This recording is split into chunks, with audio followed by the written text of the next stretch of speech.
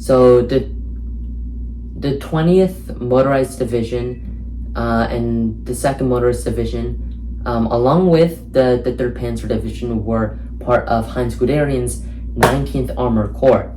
And the 2nd Motorized Division advanced to Tuchola, and they encountered the Polish 35th Infantry Regiment there. And it's a pretty well fortified area, Tuchola, and it's inside a forest, which makes it great for the Polish army. They're more or less immune to artillery attacks because artillery aren't very good at messing with forest enemies. So the 2nd Motorized Division was okay. So it was a strong unit for sure.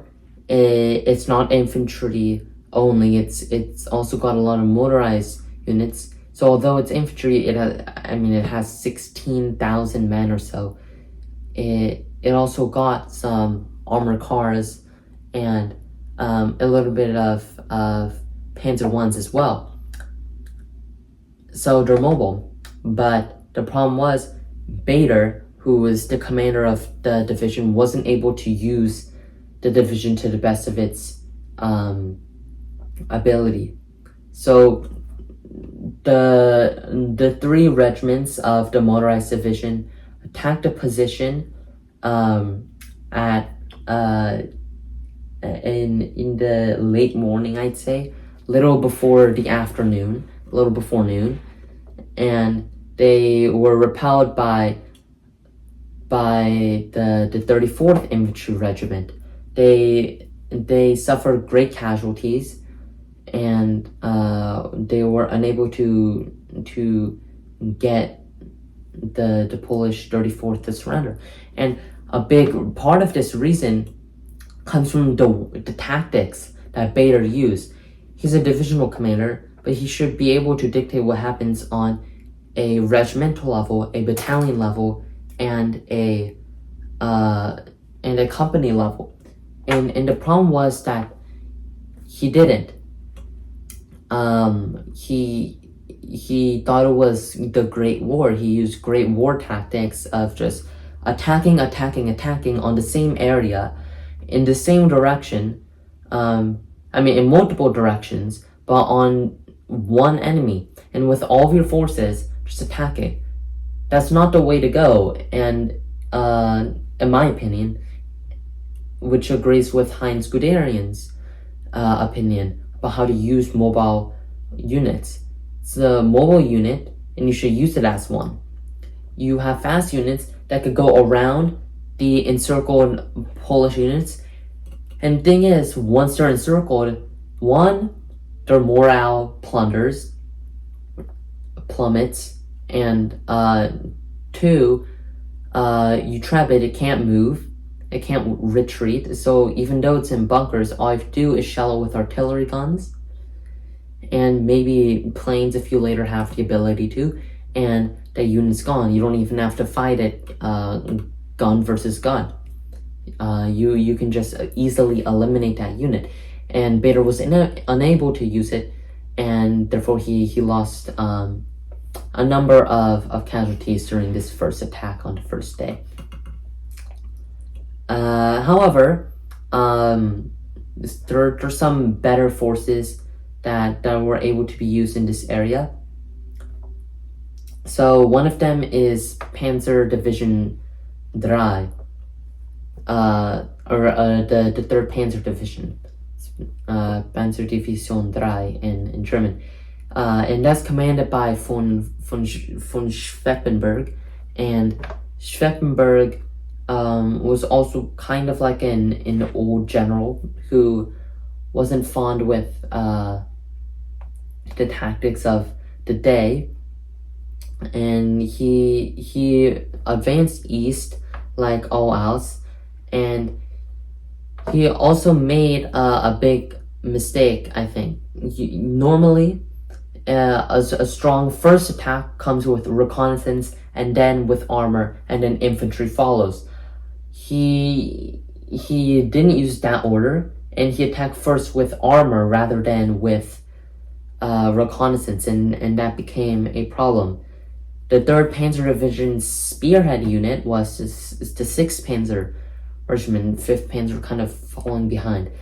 And it made some strong initial gains in the morning, but it was repelled anyway by 22nd Infantry Regiment, which was attacked by it.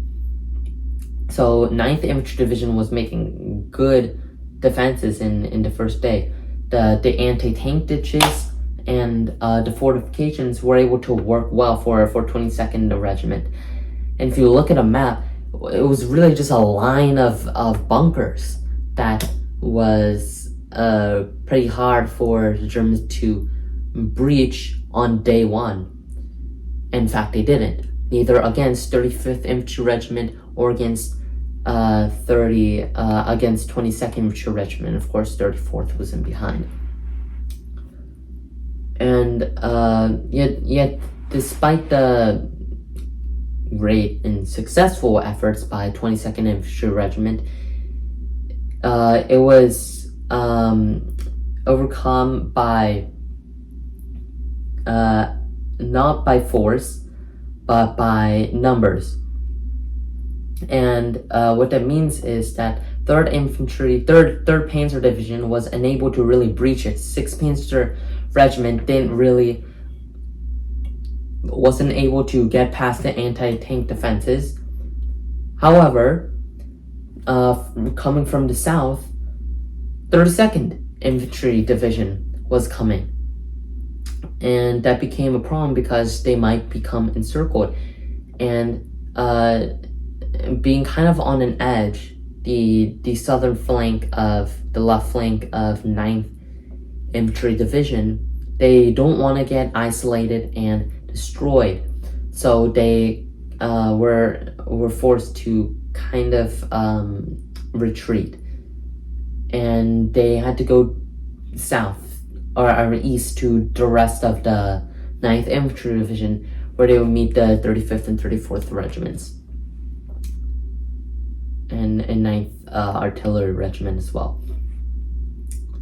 So that became a small problem for the Poles, and when it became the afternoon, most of the fighting force left in 9th Infantry Division had retreated to more defensive positions, and they withdrew from their initial positions that they originally had. And 50th Division was another point of attack. So that's in 3rd Corps, 50th Division Nets Brigade, the most southern part of 4th Army. 50th Division made an attack against the town of Virshik. It's like a border town, and they got to the town pretty quickly with the help of some actual German 5th columnists. They were actual ethnic Germans who really helped capture the town, and it wasn't well defended by any Polish army units as well. 15th Infantry Division was the closest to it, and didn't really make an effort for it.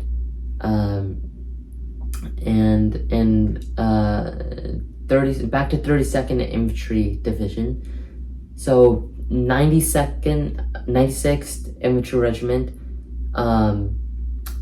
actually not that, besides it is the 50th Infantry Regiment. So the 50th Infantry Regiment, they squeezed in the line, the Polish line between Sapolno and Mrzocha, and they're able to capture the town of Wisborg. This further kind of spread the forces north and south, and create a small wedge in between the forces, and this is pretty far south in the line, so that's why it's against 22nd Infantry Regiment. And Second Corps commander Adolf Strauss, he was actually with the 32nd Regiment when his 4th Infantry Regiment captured the town of Saporno.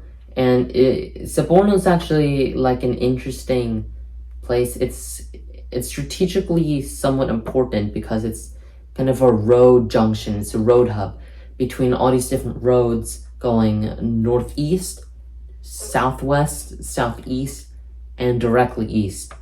But its single bridge over the river Wisła was blown up, and this gave a minor setback to Adolf Strauss and Kluge. But 96th Infantry Regiment was able to secure an